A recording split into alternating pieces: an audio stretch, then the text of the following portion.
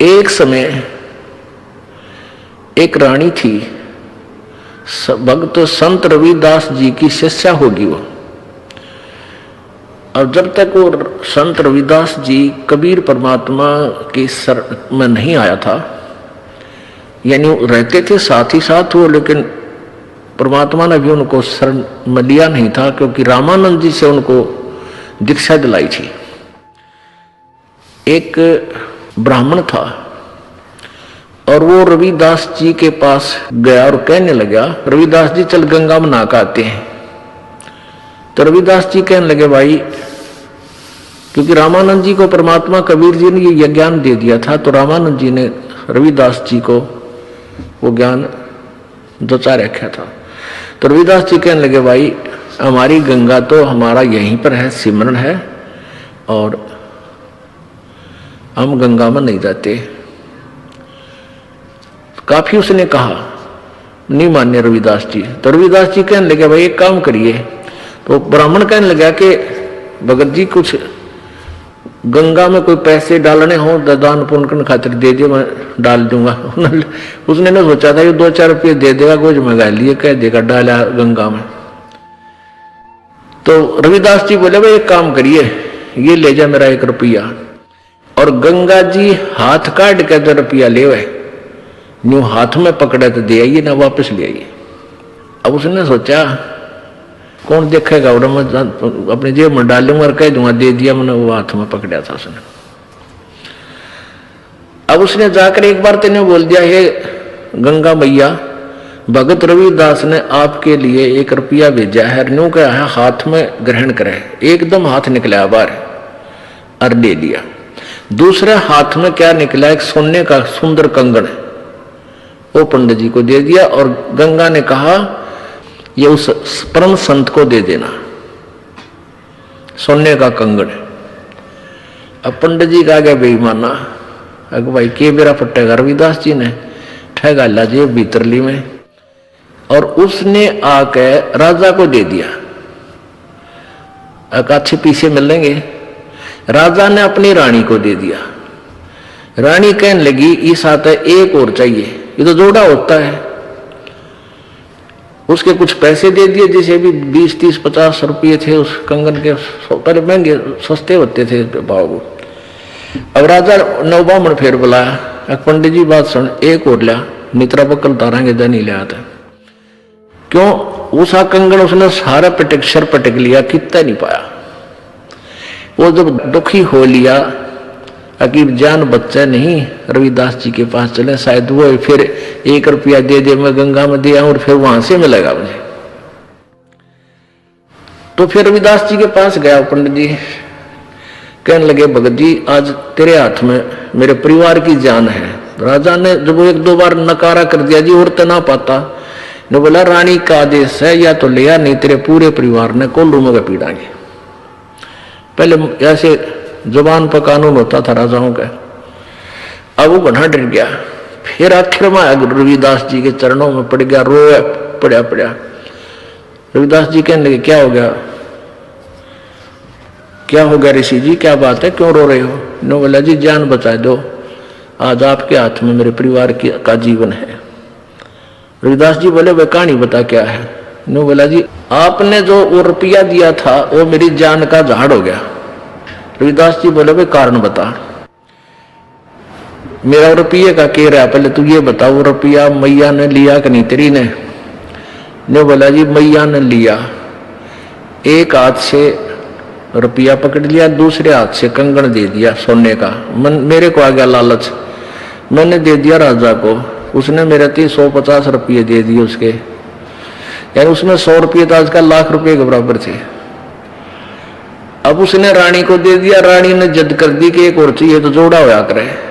अब वो दूसरा मैं सारा सर पटक लिया, मुझे मिल नहीं रहा, राजा का आदेश से जो दूसरा नहीं लेकर आया था मेरे पूरे परिवार को खत्म करेगा।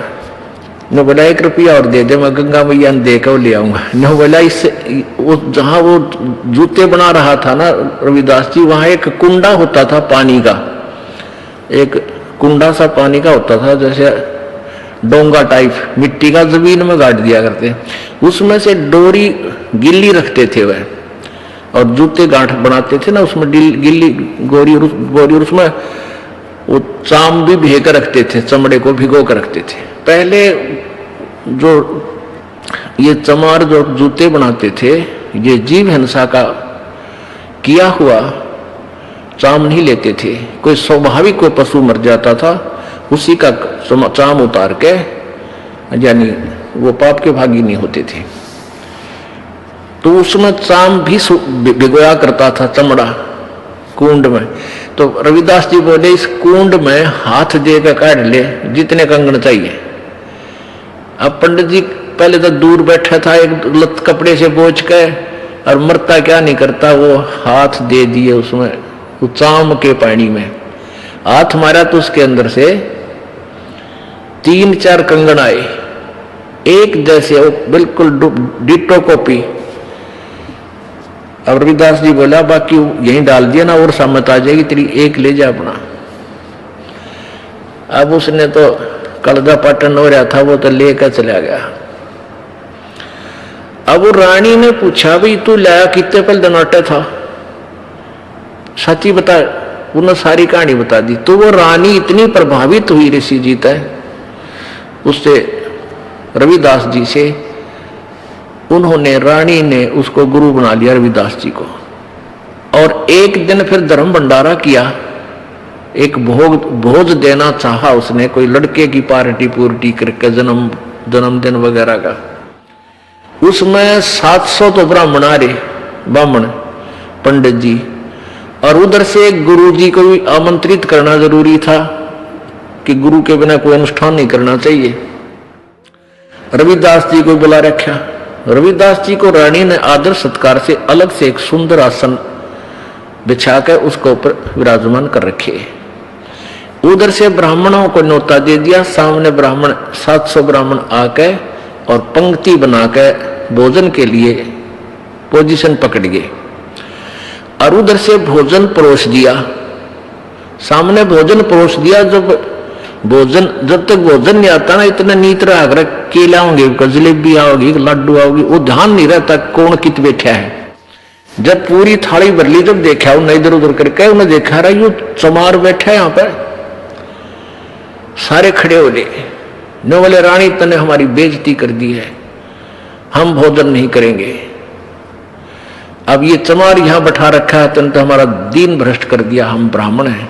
अब रानी कहने लगी ब्राह्मणों रोटी खानी है तो खा लो ना, मेरे गुरुजी तो यहीं बैठेंगे, ये नहीं उठेंगे यहां से। अब रविदास जी कहने लगे रानी बात सुन बेटी, आय अतिथि का अनादर नहीं करते, पाप लग गया करे। रविदास जी खड़े हो गए और कहने लगे विप्रो, मैं अपनी औकात भूल गया था, मेरा स्थान तो आपके जूतों में है, मैं वहां बैठता हूं जाके, आप भोजन पाओ, रुष्ट ना हो, इस बच्ची को दोष लग जाएगा। अब रानी मना करती है और गुरुजी रविदास जी कहने लगे बेटी गुरु का आदेश पालन होता है, आप मत बोलो। अब वहां जाकर बैठ गए जहां उन्होंने जूते निकाल रखे थे। रविदास जी वहां बैठ गए, अपना भोजन कर रहे हैं। अब वो पंडे लागे छक्कन पे रोटी फटाफट। अब प्रत्येक पंडित के साथ में एक रविदास भोजन खा रहा है। 700 पंडित और 700 रविदास जी रूप बन गए और उनके साथ में रोटी खावे। वो सामने वाला पंडित कहता है अरे तेरे साथ ये चमार रोटी खा रहा है। रविदास कहता तेरे साथ भी तो खा रहा है। वो कहता तेरे साथ भी तो खा रहा है। अब सारे कूद कूद पड़े। रविदास जी कहते हैं ए ब्राह्मणों, मेरी और इंसल्ट मत करो, मैं तो देखो यहां बैठा हूं, मुझे बदनाम मत करो। वहां देखा सचमुच वहां भी बैठा, 700 रूप में उनके साथ खड़े। तब रविदास जी खड़े हुए ने बोले पेट भरो, तुमने ना तो भगवान का बेरा, तुम तो पेट भरने की का ठेका ले रहे हो। कहने लगे तुम इस जनेऊ से मोटे मोटे टांग रखे नो, तो परमात्मा रविदास जी बोले जनेवा मुक्ति ना हो भाई, भक्ति से मोक्ष होगा। और तुम जनेवा चाहते हो, कहते अपना एक हथियार गेल ले रहे थे चाम छोड़ने का, इतनी लंबी खुरपी ही वाग रहे। वो कहते हैं वो तो एक लीला थी, कौन सी खाल पाड़े थे, एकदम न्यू करके दिखा दिया। ने बोले देखो मेरे अंदर सोने का जनेऊ है भाई, तुम तो इस सूत का बोझ मरो। तब कहते हैं 2 घंटे तक प्रवचन किए उस पर संत ने। वो 700 के 700 पंडितों ने वो जनेऊ काट कर फेंक दिए, रविदास जी के चरणों में शीश समर्पण कर दिया, नाम ले लिया। गरीबदास जी ने लिखा है 125 सूत हुआ